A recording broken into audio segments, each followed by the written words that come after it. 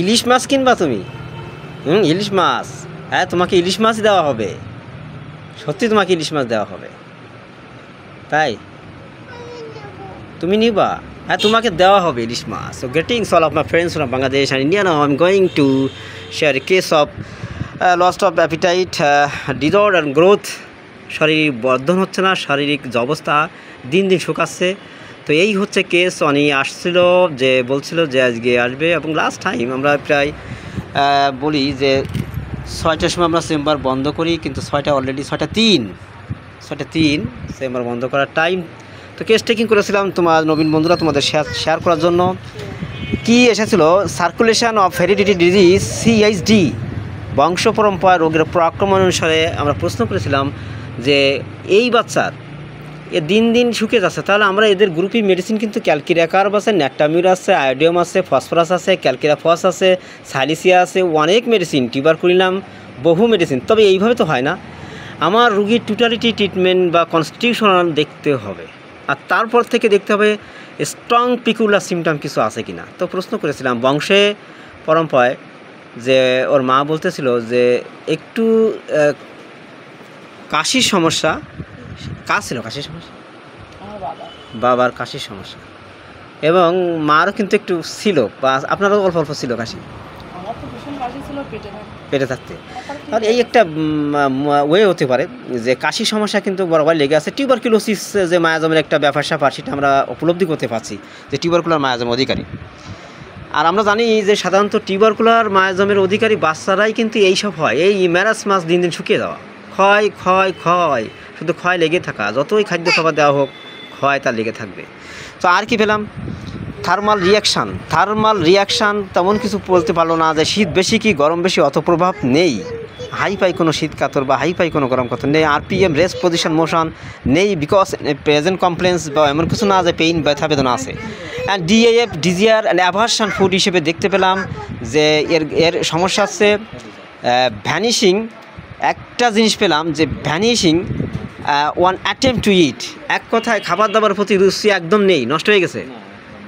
Appetite lost বলা হয়, যে খাবার দাবার প্রতি যে রুচি স্প্রিয়া একদম শেষ, নষ্ট হয়ে গেছে, নেই কোনো খাবার প্রতি ইচ্ছা, তার আকাঙ্ক্ষা নেই।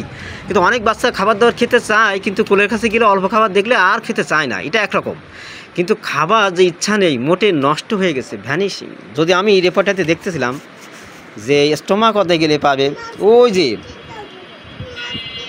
ভ্যানিশিং অন অ্যাটেম্প টু ইট, খাবার দাবার যখন নিতে যায় বা খাবার দাবার খাবে, অ্যাটেম্পনেস হারিয়ে যাচ্ছে, খাবার দাবার ইচ্ছা আকাঙ্ক্ষা।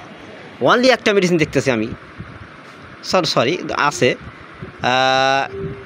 সাইলিসিয়া একটাই মেডিসিন, ওই দেখতে হবে সাইলিসিয়া একটা। কিন্তু সাইলিসিয়ার আর কি কিছু আছে? সাইলিসিয়া অত্যন্ত শীতকাতর, এর কিন্তু অত্যন্ত শীতকাতর না। তবে গ্যাসেস কোল্ড ভেরি ইজিলি, ঘন ঘন সর্দি লাগা প্রবণতাটা কিন্তু আছে। অ্যান্ড উইথ স্নেজিং, সর্দি আছে, সর্দি লেগে থাকে, হাসি লেগে থাকে, তাহলে ঘন ঘন সর্দি লাগে, কাশি লাগে, ন্যাটামি, টিউবারকুলিনাম, ক্যালকিরিয়াফস, ফসফরাস, সাইলিসিয়া, সরিনাম, এরা সব ঘন ঘন সর্দি লাগে, হাসি থেকে লেগে থাকে। সো তাও হয় না, স্ট্রং পিকুলার সিমটম তাও হয় না। আর কি পেলাম, পাস স্টোরিতে দেখলাম যে ওর বাবা বলছিল যে skin eruption and suppressed by ointment, this is a great and strong symptom. ও উইথ ভ্যাকসিনেশান, ও চুলকানি চর্মরোগ হয়েছিল আগে, সেটা সাপ্রিজ করা হয়েছে, এই কিন্তু একটা স্ট্রং সিমটম।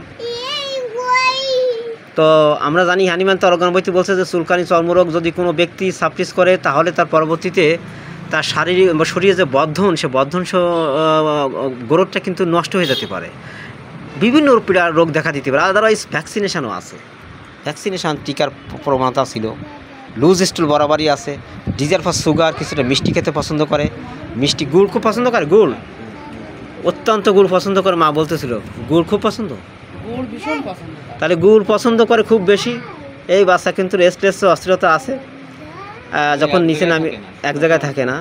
আমি যখন নিচে নামিয়ে দেখতেছিলাম যে এদিক ওদিক দৌড়াচ্ছে, ট্যারেন্টুলার মতো।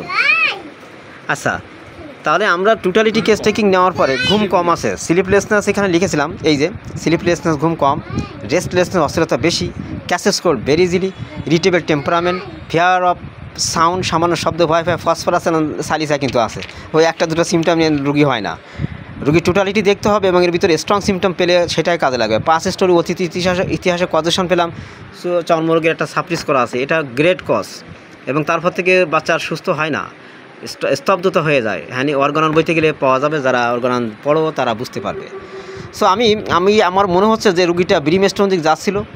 কী নেই ব্রিমস্টোনে? ক্যাসেস করে ভেরিজিলি আছে, উইথ স্নেজিং আছে, হাসি আছে, রেস্টলেসনেস আছে, স্লিপলেসনেস আছে, স্কিন ইরাপশান আছে, ডিজার ফর সুইট আছে, perspiration profuse, healing of wound delay তাও আছে, সব কটা ব্রিমস্টোনের দিকে যায়। আমি কিন্তু ব্রিমস্টোন প্রেসক্রিপশন করতে যাচ্ছি এবং ডাক্তার অনেক আমাকে বলছিল যে এদিকে যেতে পারে, তো ব্রিমস্টোন আমি প্রেসক্রিপশন করব। আমি কজের সব বেশি গুরুত্ব দেবো এবং আদারওয়াইজ অন্যান্য দিকে যেতে পারে, যাবে না তা নয়, একজন এক অ্যাঙ্গেলে প্রেসক্রিপশন করে। তো তোমরা বলতে পারো কোন মেডিসিন কে কী দিতে চাও, আমি ব্রিমস্টোন দিচ্ছি এবং আমি দেখবো এর পরবর্তী কী রেজাল্ট আসে। ভালো রেজাল্ট আসলে আমি অবশ্যই শেয়ার করবো সেটা।